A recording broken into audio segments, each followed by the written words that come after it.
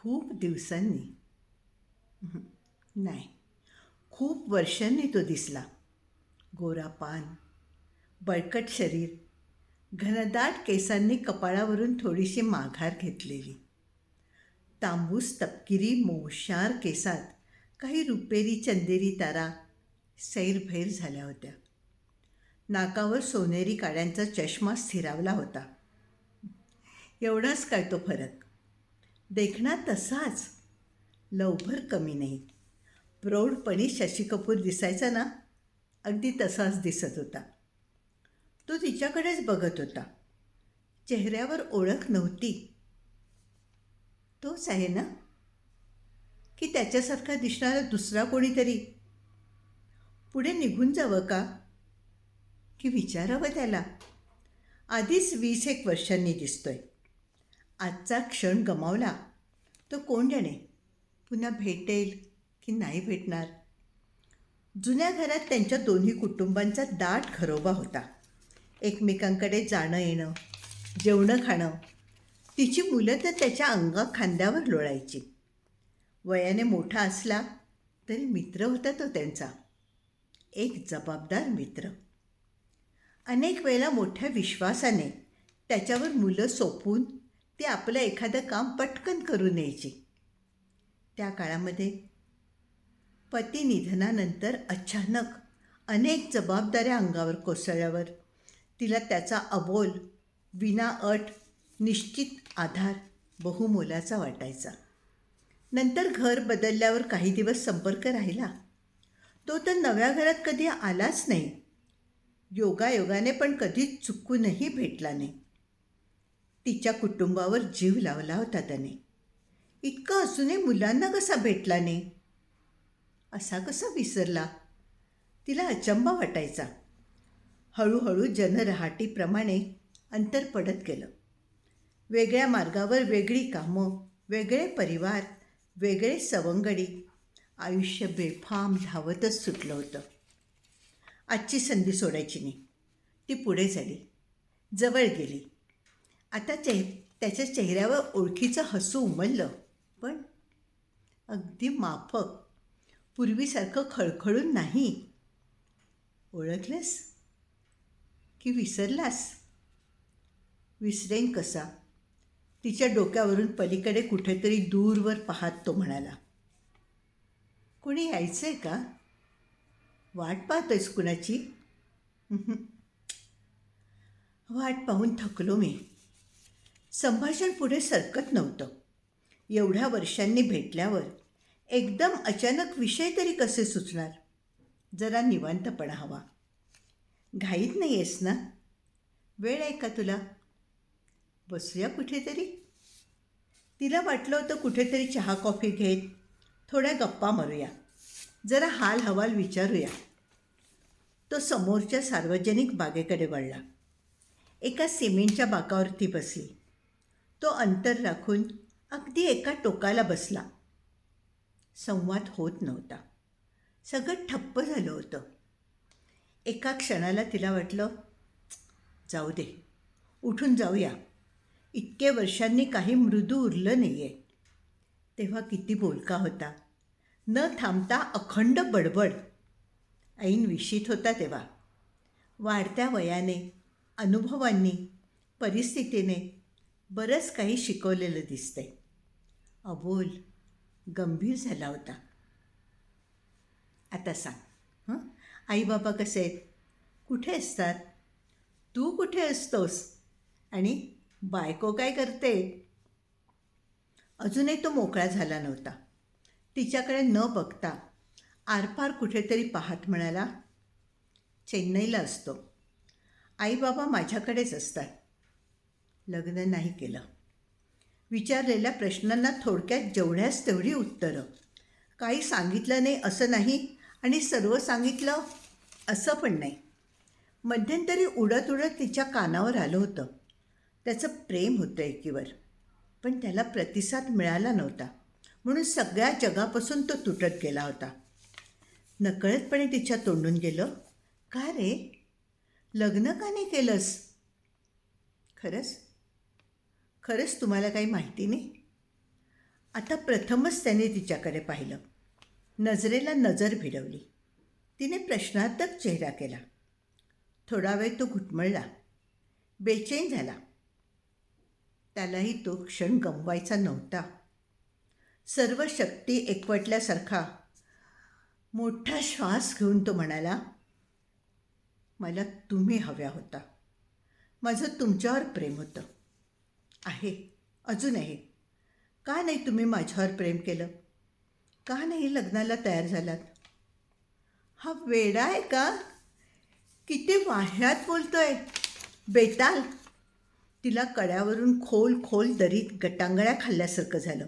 पोटात खड्डा पडला, हातापायाला कापरं भरलं, बर्फाची शिरशिरी सबंध शरीरभर पसरली. तो आवडायचा तिला. एक सच्छील, प्रामाणिक, मेहनती, प्रेमळ, सरळमार्गी मुलगा म्हणून. त्या संकटांच्या काळात त्याचा आधारही वाटायचा. त्याच्याबद्दल कोणत्याही हळव्या नाजूक भावना कधी तिच्या मनात निर्माण झाल्या नव्हत्या. एक चांगला शेजारी, मुलांचा ज्येष्ठ मित्र, एवढंच तिला वाटायचं. नात्याचं कोणतंही नाव नव्हतं त्याला. त्याच्या आईवडिलांना माहिती असेल आपल्या मुलाच्या मनात काय चाललंय ते. नकळत, अनावधानाने आपल्याकडून त्याला तसे काही चुकीचे संदेश तर नाही ना गेले. आपण तेव्हा सावध नव्हतो का? आपल्या मोकळेपणामुळे, पारदर्शी स्वभावामुळे त्याचा गैरसमज तर नाही ना झाला. त्याच्या भावना आपल्या आधी कशा लक्षात नाही आल्या? आपण आपलंच दुःख गोंजाळण्यात मग्न झालो होतो. तेव्हाच लक्षात आलं असतं तर तर तर त्याच्या भावना, विचार सुस्पष्ट करायला काहीतरी प्रयत्न केला असता. ती गोठून गेली होती. त्याची नजर पुन्हा शून्यात गेली, दृष्टीहीन झाली.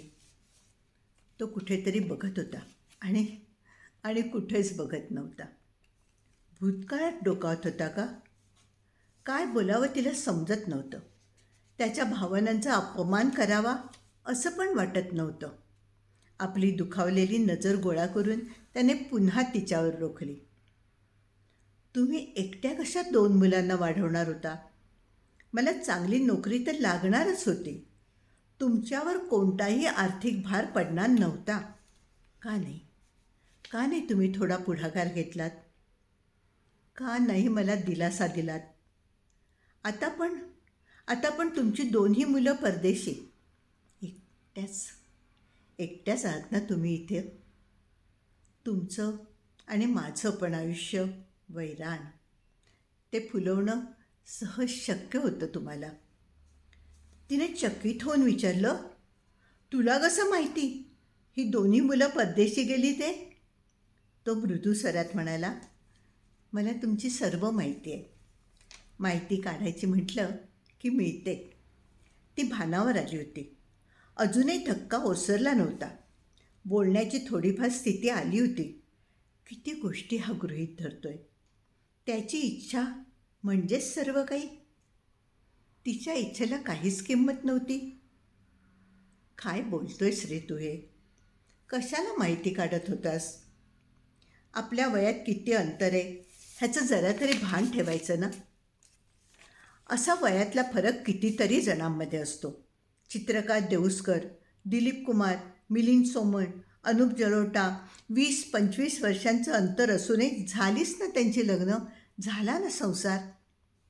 ह्या सर्व जोड्यांमध्ये दोघांचंही एकमेकांवर प्रेम होतं. नवरा बायकोपेक्षा वयाने मोठा आहे. इथे मी एक स्त्री तुझ्यापेक्षा वयाने खूप मोठी आहे. बायको मोठी असलेली उदाहरणं पण मी सांगतो ना. नको. त्याच्याशी बोलणं व्यर्थ होतं. ती उठून उभी राहिली.